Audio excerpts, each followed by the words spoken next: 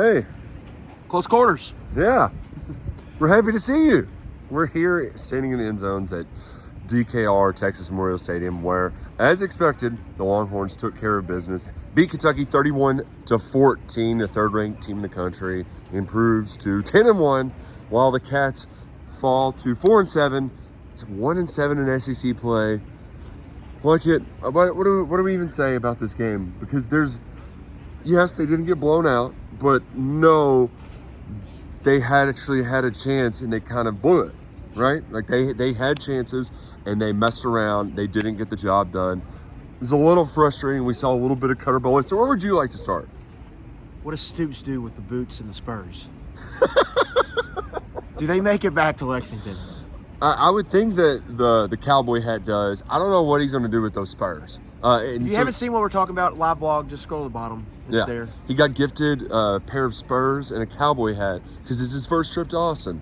So that's what you do, I guess. Should we start giving coaches horseshoe? Give them a bottle of bourbon, maybe a bucket of fried chicken whenever they come to Lexington? Yeah, I think we need to start it off light. Yeah. You know, to me, Nick, like everything that happened out here, to me it was just further proof. Like, yeah, December's really it's a big deal. It's really big. Like, there's a lot to fix. I think you just look at it. Two big takeaways from both sides of the ball. One, what's up with the run defense? Yeah. Like, what's going on with the run defense? Like, it is just totally falling off a cliff. They didn't have DJ, but you're right. Like, this isn't just a 1 week thing. I mean, Jaden Ball, career high in rushing yards. Jarquez Hunter, career high in rushing yards. Trey Windsor, career high in rushing yards. They can't. What's going on here? They just cannot stop the run. And to me, the game, like, you know, the offense really missed a bunch of opportunities. I'm going to get to that, but like, you've got them back up their own 15. Get a stop and give the offense another chance to make this one possession game. Instead, they go milk 8 minutes off the clock. So I think they started the drive with around 11 minutes left in the fourth quarter. Milk 8 minutes off the clock. 16 consecutive running back runs. You just lost the battle in the trenches. And to me, Nick, I thought Quinn Ewers was rattled in that second half. So you're in a situation like if you had to have him drop back to pass, I thought maybe some good things were going to happen. So the run defense, which is something they've hung their hat on here, is just gone, and that's really concerning. And then I think offensively, the same mistakes are the same mistakes. Yep. They've got 2nd and goal to 1 right behind me, right here. Yep. They don't get any points.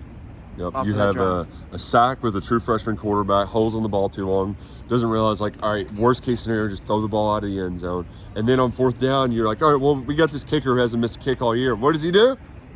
He missed a kick. And then another one, it's 24-14.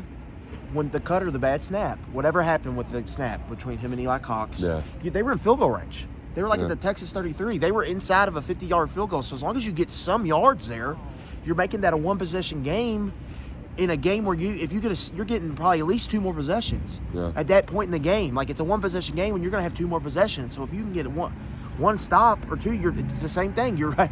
It was the same thing of these other games. You would have had the ball. Like, you had your chances. And again, 4 consecutive scoring opportunities. 4 of the 5 Cutter Bowling drives you had to score. You had a 1st and 10 inside the Texas 40. Mm-hmm. You only got to the red zone on 1 of those. But you just can't. They just cannot finish these drives. And I think a lot of it, like, Texas is really good on defense. Their offensive line is awesome. So that they deserve credit for creating the problems, but it's the same problems over and over again. And then it's again the 3rd SEC game, I believe, on one touchdown or less. In the 4th quarter? No, just all for the team. Kentucky. Oh, yeah, probably. I'm sure there's a ton of really bad stats. If you want me to share some? Sure. I'm going to share some.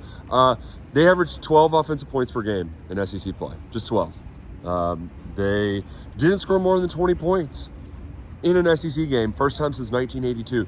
That was an 0-10-1 team. 1-7 in SEC play. Worst SEC record since Stoops' first season. 10 offensive touchdowns in 8 SEC games. That is bad. And I mean, that's why whenever we all knew this game was over, when in the first half, you come down here, you tie the game up, you give up a touchdown. Middle eight again. And then you throw an interception, they score another touchdown, Kentucky gets the ball back, and I looked at you and I said, Texas is going to get some more points here. And what do? Quick 3 and out, Texas gets the ball back with 2 minutes left, they go down, kick a field goal. It's 24-7 at halftime. And you know what, though? It was almost 24-14, but Barry and Brown just fell down. Yeah. And I think, like, the field goal swings. Bert Auburn makes one from his career, another guy set a career high, tied a career high, 49-yarder. And you miss yours. That's 6. If that's flipped the other way, you know, it's instead of 24-14, it's 21-17 at a point in this game. But again, like, it's pretty clear. I mean, there's only one game left. That these problems are just not getting fixed. Protection's a big issue. They just struggle to generate movement in the run game. We all know the offensive line has these issues. And then I think defensively. Well, and also to your point, it's self-inflicted mistakes at bad times. Yes. It's like Cutter Boley throws a bomb, and then he throws another bomb. You got the ball down inside the 10, holding. You know, like that was against a zero. It was against a zero blitz, and your guy hung in there. Now maybe he had enough time because you were holding, but the self-inflicted mistakes offensively, they've been there all year long, and they're not going away. Yeah, like again, like I don't.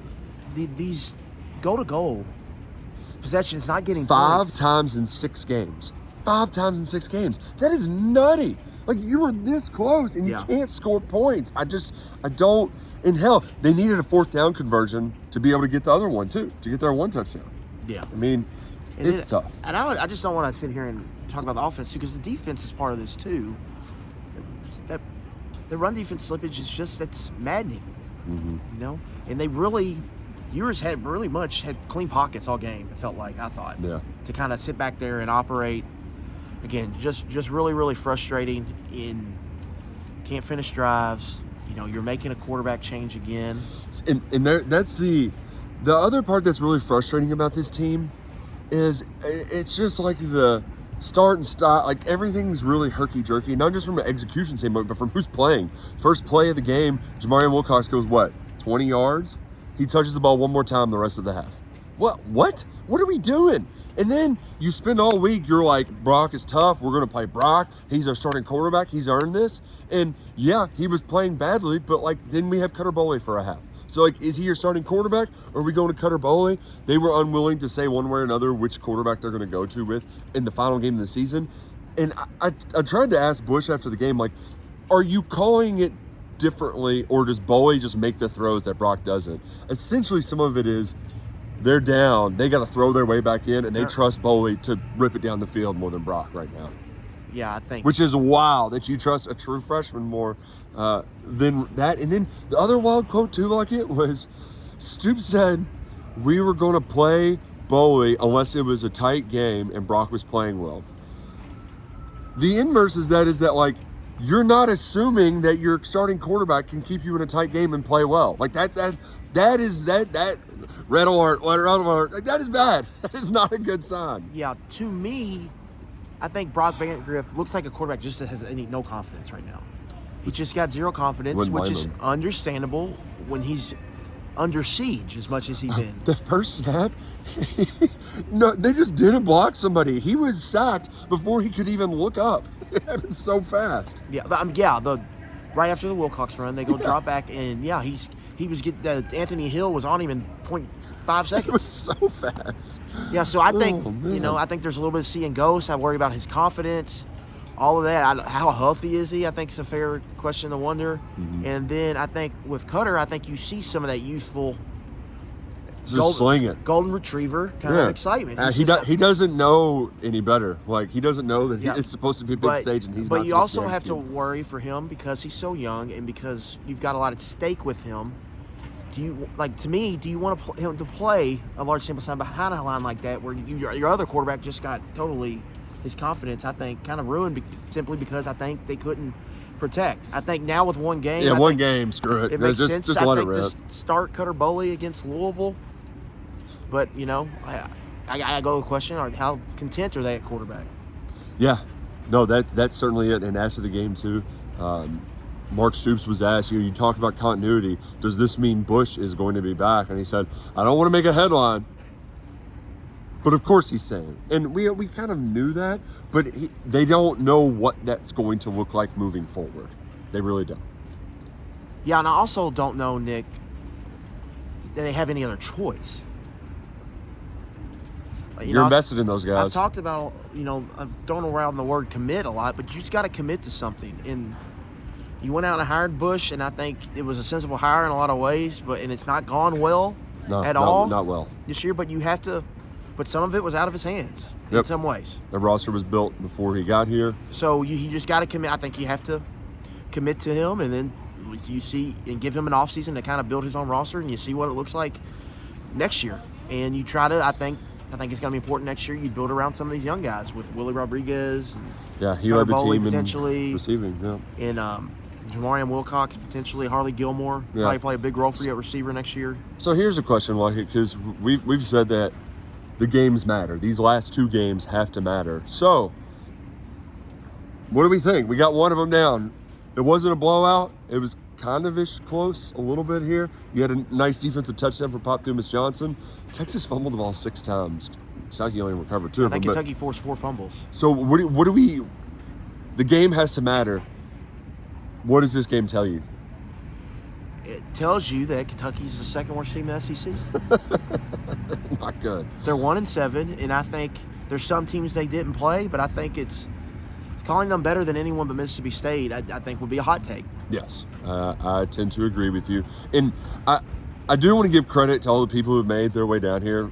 It was a very fun atmosphere Friday night out in downtown Austin, watching the basketball team beat up Jackson State, seeing Cats fans everywhere. I mean, it felt like I was at the SEC tournament. Over here was a full section, and up there was full. Over back there was completely full. I'll say this about Texas. That was probably the best in-game atmosphere I've seen. I don't think it was necessarily the rowdiest crowd I've been into or rowdiest environment.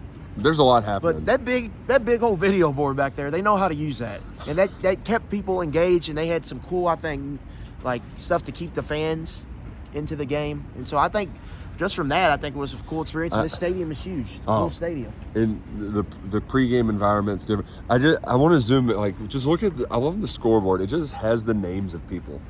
That's my bald head, but it's just their names. You paid a lot of money. We're just going to put your giant names on this giant scoreboard. It is a little bit different here, the pregame. There's no tailgate because you're just in downtown. But they had a lot of cool stuff outside of the stadium. They had a concert thing going on. They had a freaking Midway with there was a games. beer garden about 10-minute walk away from the stadium. There's a lot going on. And it actually made it great for visiting fans to where you didn't have to have a spot because they had so much going on for you. So I thought Kentucky fans that came had a good time despite the result. I'm sure there were some people who wanted to see more from their team. But shout out to the guys. Kentucky ties it up 7-7. Shout out to the guys in the stands who got to have their one moment just throwing horns down. They were having a great time. So I hope they got to enjoy things. It wasn't the co-cocking that gets everybody all fired up and mad. But it's clear that this is the worst team since 2015. The numbers say that much, maybe even more. It's the worst offense since... it's it just depends. 2020 and 2022 were bad. I think this team has played a tougher schedule. But still, it's bad. It's not good. That's more of it's 5 years. It's 3 of them where you've had, let's just say, sub 100 offenses. That's a trend. It's not good. I think, what does this game mean to your question earlier, Nick? It's I don't think it changes what people thought going into the day at all. No. What you thought or what you felt about this program, whether you think a change needs to be made or whether you think, obviously coordinator change needs to be made, or whether you think, they just got to fix everything in the portal, whatever you thought. No, I don't think anything that happened here changed that at all. And it's a really disappointing SEC season now. I think going in the Louisville game, they've got, it's a bad season, but they've got a chance to polish a turd. Yeah, I guess you want to call it that, but still, I think most people's minds are made up about where they believe this football program is and what this season was or is going to be.